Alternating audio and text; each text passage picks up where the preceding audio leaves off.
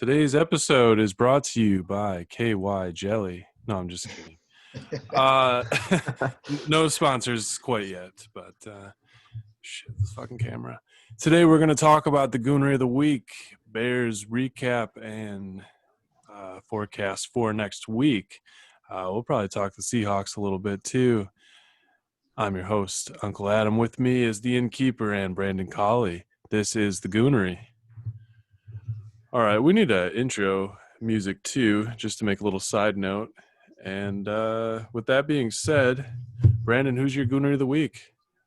My Gooner of the Week is the Cleveland Browns. Now, there was some expectations going into the Steelers game that they had this previous Sunday because they beat up pretty good on a Colts team that made our Chicago Bears look pretty damn bad. So it was a little uneasy to watch because the Browns handled them pretty well. So you was thinking, okay, maybe they have a chance against the Steelers.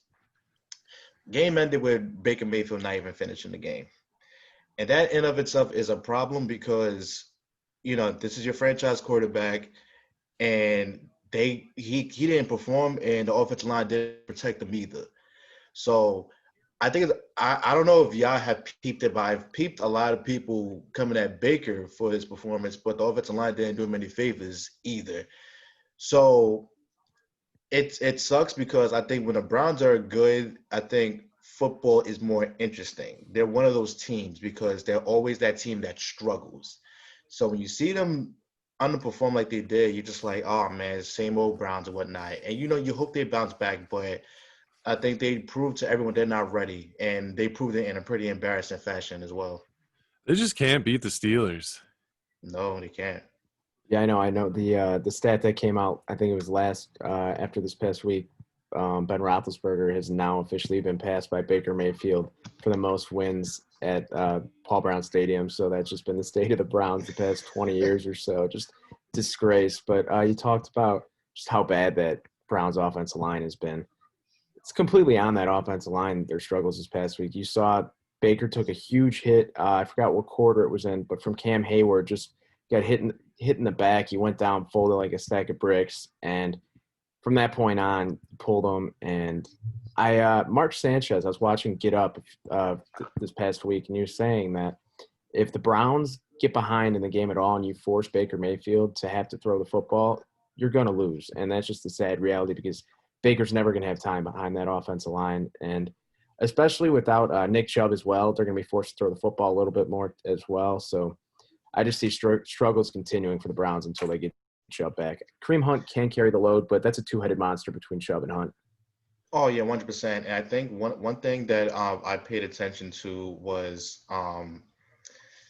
because I think one thing people got to realize is that Baker, I don't think Baker is a bad quarterback. I think that he's someone who can actually start in the league.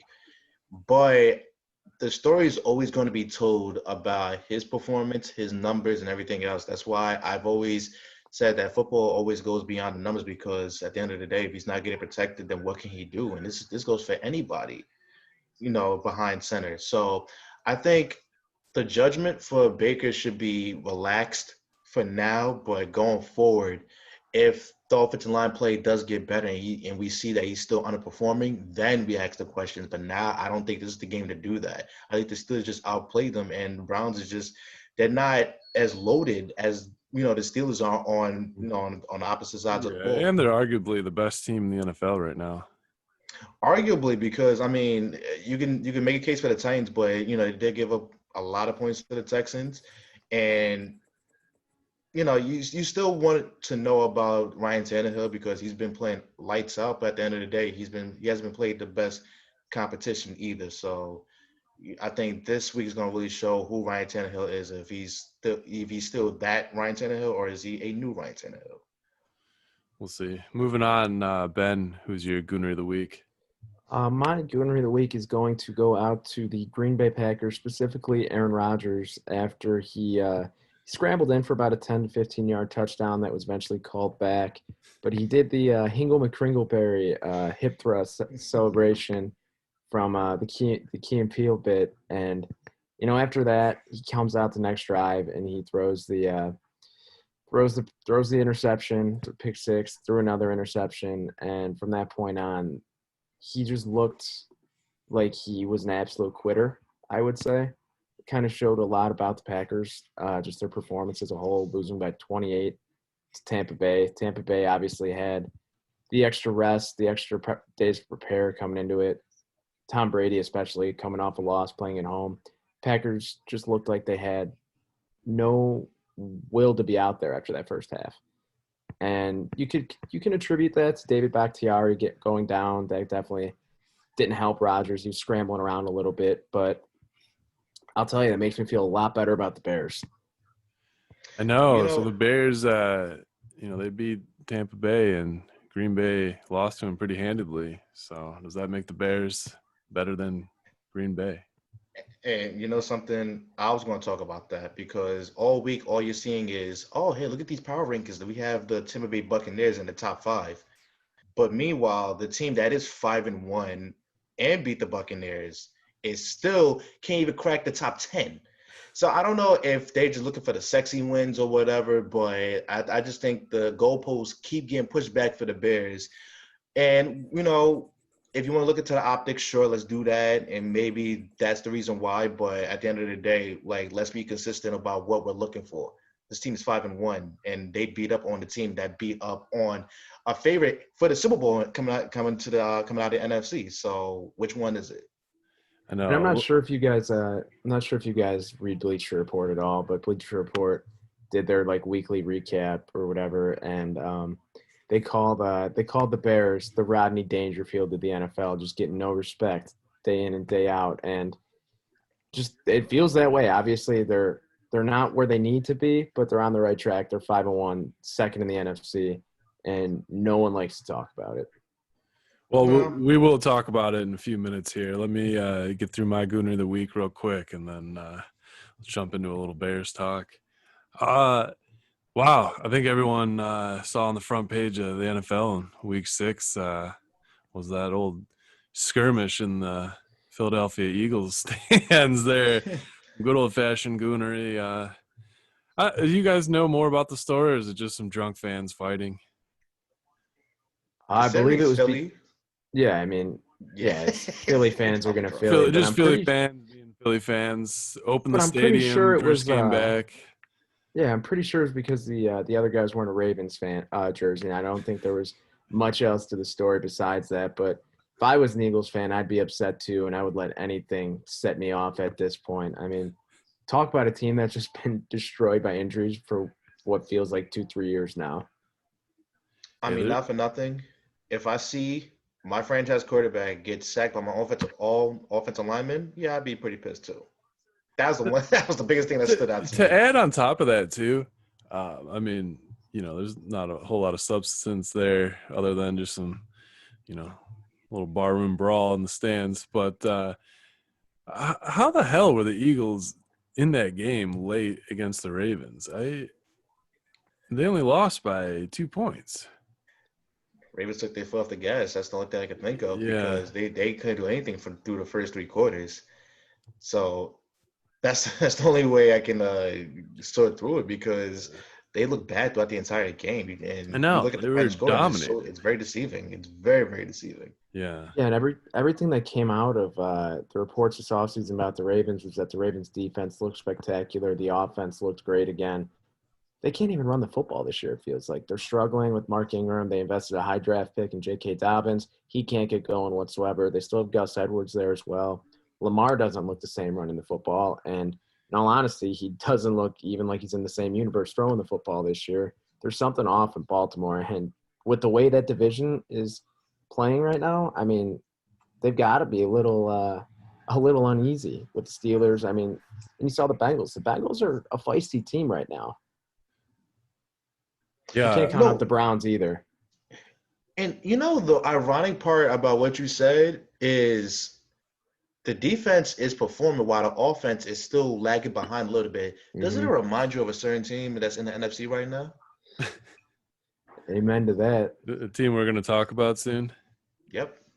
Yeah. With the Ravens, though, I mean, the rushing game, I think, is still pretty strong. I heard that they're kind of pulling back the reins on Lamar rushing the football just to kind of avoid injury and wear and tear. And I just feel like you don't really see any flashy production out of the run game when you have a three-headed monster. Three running backs. I feel like, in a timeshare, you're just not going to rack up the kinds of yards that looks flashy. But I still think they're rushing the football well overall, and moving the ball. They're 5-1 too, right? And just only lost to Pat Mahomes. Yep. Mm-hmm. We'll see. But quick question: Eagles, Cowboys. Who's going to win this division? I'll tell you what. Washington football team. If Kyle Allen isn't the starter, I know. Maybe. But I got Philly. They're gonna. I think they're that team that's probably gonna break the ceiling.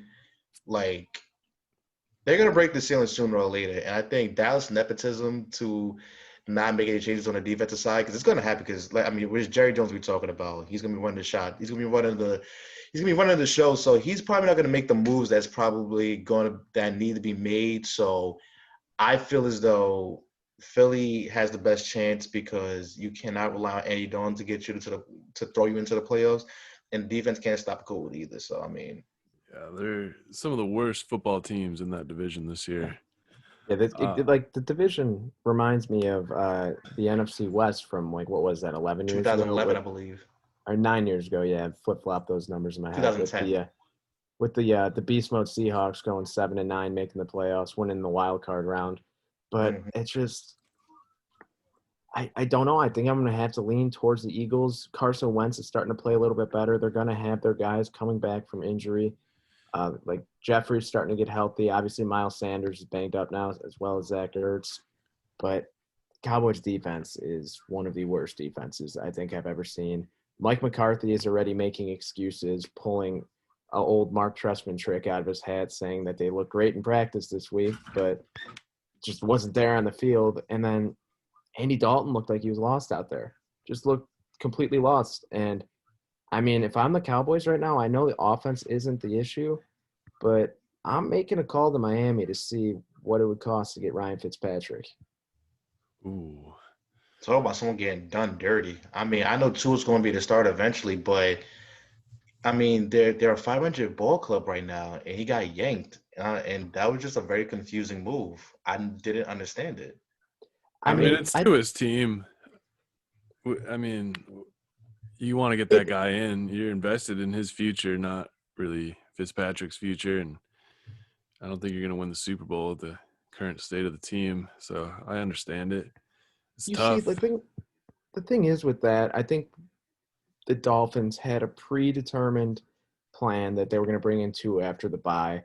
Didn't expect Fitzpatrick to be playing as well as he's been playing. He's horrible week 1, but since then he's been playing out of his mind. And it's disappointing. I think Fitzpatrick is one of the most universally beloved players in the entire NFL. I don't think I've seen anyone ever say a bad thing about him.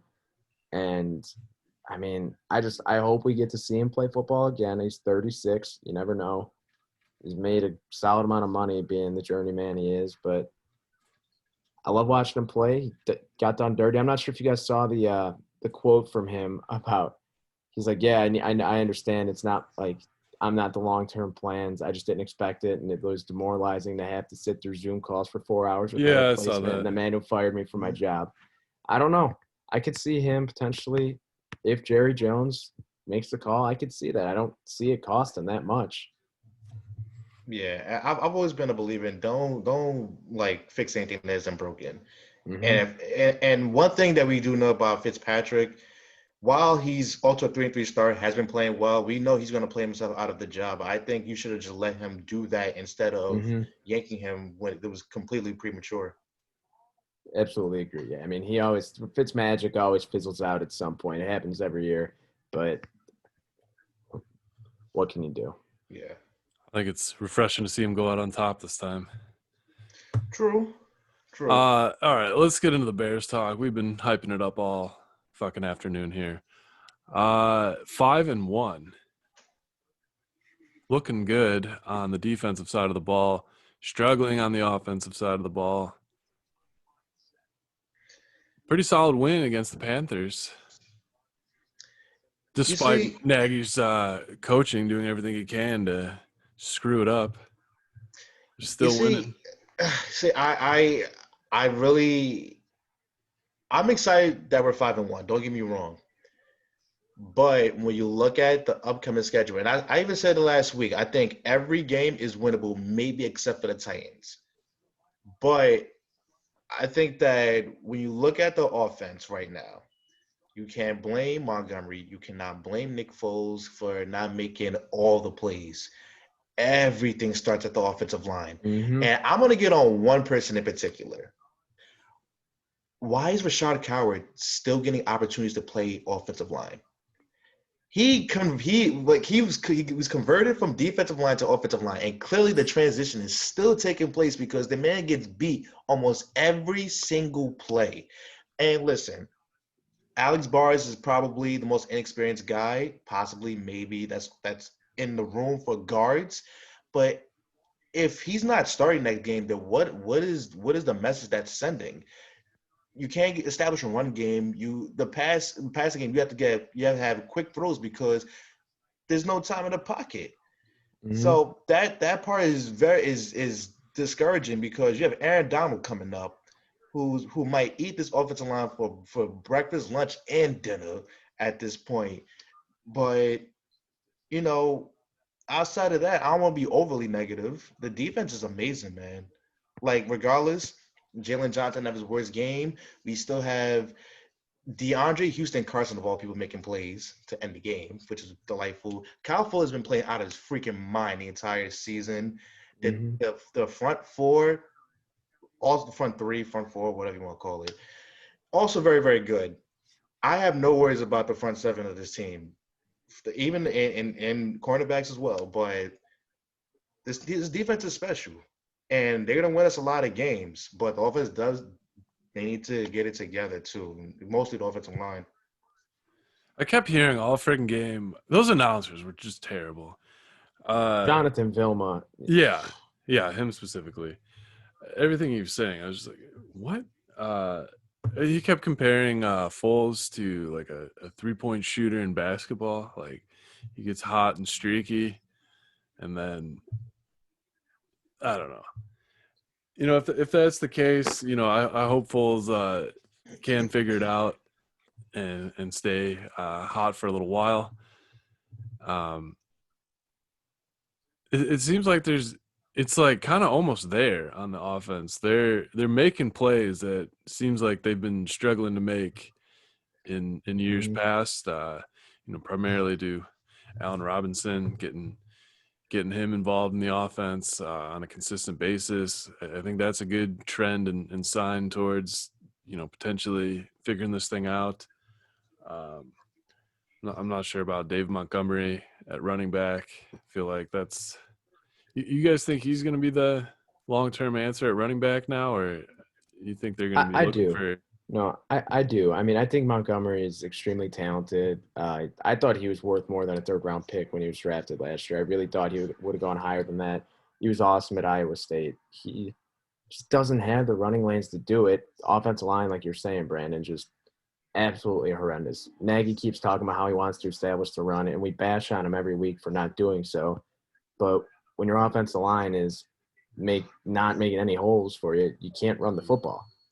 And I know the Bills just released Quentin Spain today, I believe his name is. He's a guard. And, I mean, Cordero Patterson, he's over on his recruiting efforts, but he's trying again. And, I mean, the Bears have to at least be making a call. Spain, I read the stat today.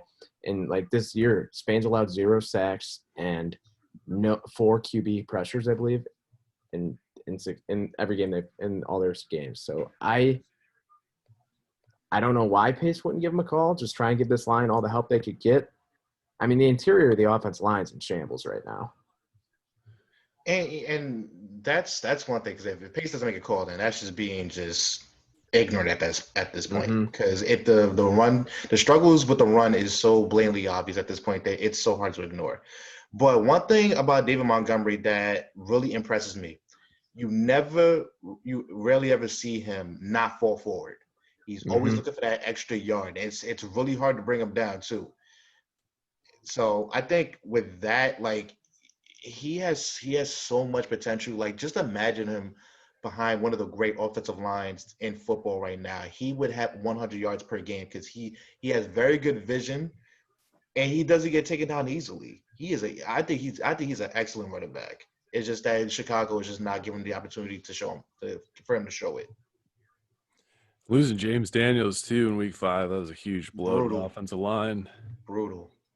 Whitehair's been playing absolutely horrendous. It's a mess on the interior right now. But I mean, they haven't a positive from the offense, I would say, that we saw this past week. Foles was starting to get both tight ends involved a little bit more. We saw Cole Yes. Komet. We had a Cole Komet sighting. Cole Komet sighting in the end zone. Yeah. Nagy, I'll give him credit. He said Cole Komet needs to be more involved in the offense, and he finally followed through on something. He saw a lot more Cole Komet on the field. Jimmy Graham is still getting the football. And if you can have 2 tight end sets rolling out there pretty often, you're going to give Jimmy defenses Graham headaches. revenge tour this year. And that was one thing. Like, I don't think Jimmy Graham's ability was ever questioned when he got the deal that he received. He didn't deserve the money, but he could still play. And I think that considering how much they paid him, they was gonna make him a priority in the offense, and we've seen that so far because he got a lot of targets last week. And I think when you see the Titans getting open, making the small catches, and even Demetrius Harris, even though he had a horrible game Sunday, just getting them involved, it opens it up for everyone else. So I feel great about the tight end situation because it's going to help everyone in the long run. Yeah. So with this Bears team, if they go 5-5 for the rest of the season, they're still going to be a 10-6 team. So I think they're making the playoffs for sure. I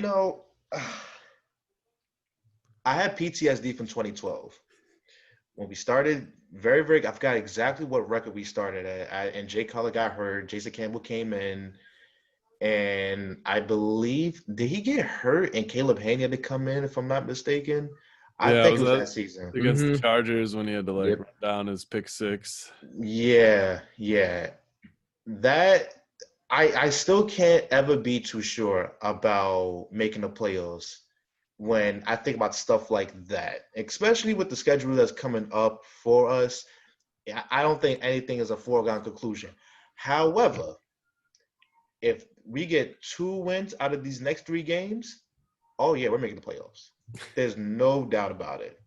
And it's not even about the 3 games. It's the fact that we made a statement of 3 games, which makes you more comfortable about the other games that's coming forward for us. Yeah. So I can't. It's obvious the defense is going to keep them in every single one of these games. 100%, and that's the thing too. I want y'all to be prepared because there's going to be a letdown in one of these games. Like that's I think that's obvious because they've been playing too good, and the offense has been pretty much lethargic for about every game so far this season. So expect a letdown. It's going to happen. It's just a matter of what team's going to happen against and when. And I think the worst thing possibly could be against the Rams because they can strike at any moment. New Orleans, Drew Brees doesn't have the same arm, but he could still play, and he still has weapons around him. Tennessee, Derrick Henry, I'm terrified of that game because goodness. Yeah, let's talk about the Rams game for a second. That's on Monday night. Can't wait. I wonder what kind of Rams team we're going to get after them dropping the ball to the Niners this past week. Yeah, and the thing is with the Rams this year, they're trying extremely hard to establish the run every week. They're top 10 in rushing yards, rushing attempts, but they're not being very efficient with it. And the weakness of this Bears defense so far this year has been the rushing attack, and a lot of that can be linked back, in my opinion, to not having Eddie Goldman up front in the middle. And Goff has a horrible history against the Bears. I was looking it up earlier.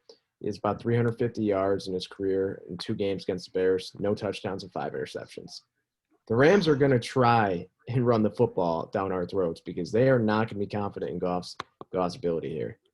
If the Bears can bottle up what the Rams have going and hold them to under 20 points like they've done the past 3 games with their opponents, I think we'll be in good shape. That's asking a lot. The Rams have some firepower on offense, but we clearly have Goff's number.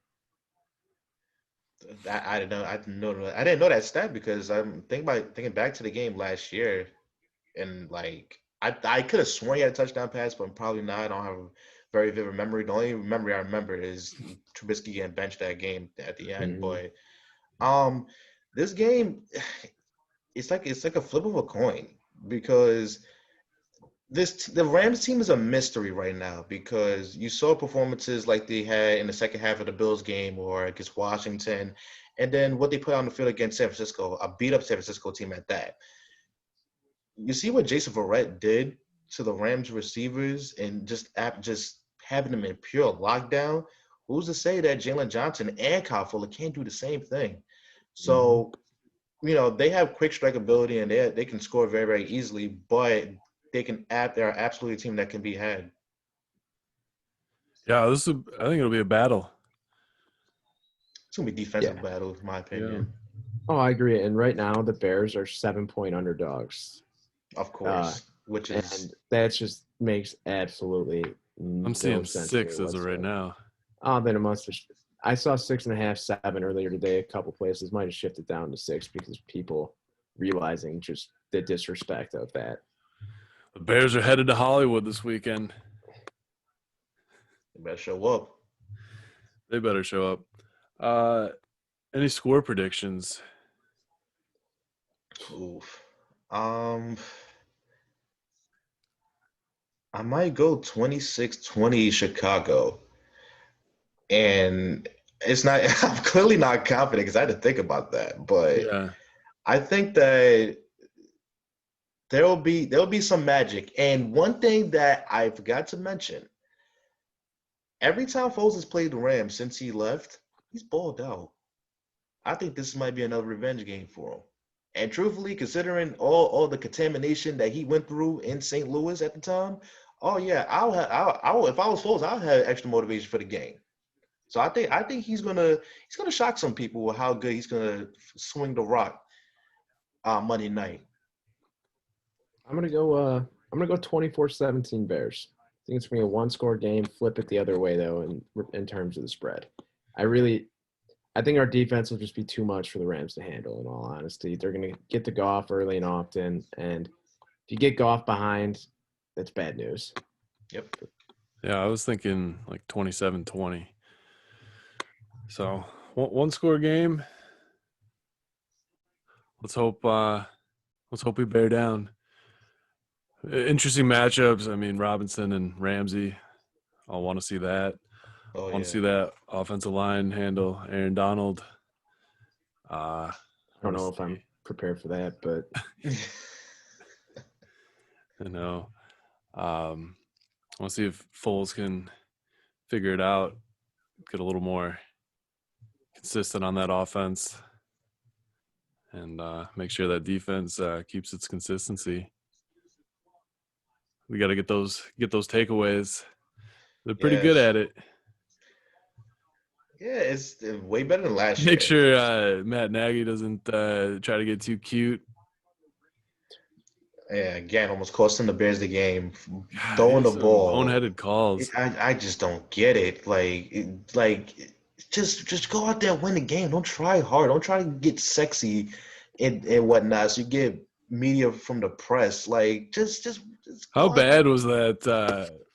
It was a 3rd down, and he called a passing play with 40 left. I don't get it. I don't get it. And at the very least, that should be a play setup for the tight end because that was the most reliable part of the game. So you would think they would go back to them, but guess not. But we'll live to tell about it. All right. We'll wrap things up here. Saw a little Antonio Brown buzzing around sports talk today. Think he's going to end up on the Seahawks? I don't know where else he would end up. That's the only report I've really seen about him. I was under the assumption that he had to still serve the 8-game suspension after he was signed to the team, but I guess not. So I'm sure whoever gets him will come in and contribute. So if he can keep his head right, which I hope he's able to, obviously, football's better when Antonio Brown is in the league. Let's not kid ourselves. He's hasn't played at all this year and hardly played last year, and he's still the highest graded Pro Football Focus receiver in the last 10 years. And that's one thing, because a lot of people are going to be down on Antonio Brown coming back into the NFL, which they have a point. But I do think the fact that he probably hit rock bottom to the point where he wasn't in the NFL, he's making music to try to like fill the void and whatnot. You could tell he hit rock bottom, and truthfully, that's sometimes what some people need to get themselves going. And I'm rooting for him, regardless of the accusations and all the stuff that he's gone through. I see. I'm just a people person to the point where I want everyone's mental health to be okay. That was first and foremost with him for me. So if he has his head on right and football is going to be the way that he's going to recover, I'm all for it. And I think everyone should have that same opinion, because if you're going to just judge him off of the things that he's been doing, okay, cool. But let's not be too like hard on him. Like, let's give him a chance to regain himself, because if he regains himself, there's gonna be a whole crop of people saying, "Oh, this is beautiful. I love he's back," but yeah, I didn't keep that same energy when he was down bad too. So I'm rooting for him, and I hope he does get signed. I hope he's okay now. Right on. Got to make a little correction for me saying Pittsburgh is arguably the best team in football right now. Meant to say best undefeated team in football. Feel like the Chiefs are still the best team in football. You see, they haven't played good football the past 3 weeks. Like, nothing has stood out to me about them that would say, they're undisputed the best team in the AFC right now. They have more to show, and I feel like And they beat the Ravens and the Bills pretty handedly, and I think those are two top 10 teams in the NFL right now. Right. Yeah, and I think the Raiders are sneaky good, I would say. Obviously they handled the Chiefs, but I think that people didn't have any expectations coming into this year for them for some reason. They were starting to put it together at the end of the year last year. They made some adjustments on the defensive side of the football to the draft and free agency, and I wouldn't be surprised if they end up getting a wild card and making the playoffs. Yeah, Like, shit happens. The blueprint game for Mahomes. They did it perfectly. Keeping him off the field and converting, getting those first downs, converting on third down, making plays. It was a high-scoring game. A little lack of defense on the Chiefs' part. By the way, I do expect Las Vegas to defeat Tampa Bay next weekend. I could see Yeah? it. No, I could definitely see them riding the hangover of the huge win against the Packers, just being almost a little complacent. Yeah. We should start doing picks or something. Yeah, like a little bold prediction and locks of the week. I think it'll be pretty cool. Yeah, we'll TB offline about that. Yeah. All right. Well, that's the show for you guys today. If you guys want to support the Goonery, give us a follow at the Goonery on YouTube, at @the_Goonery on Twitter. Follow these guys, the Inn Keeper, Beans, Brandon Cauley. All the support helps, goes a long way. Till next week.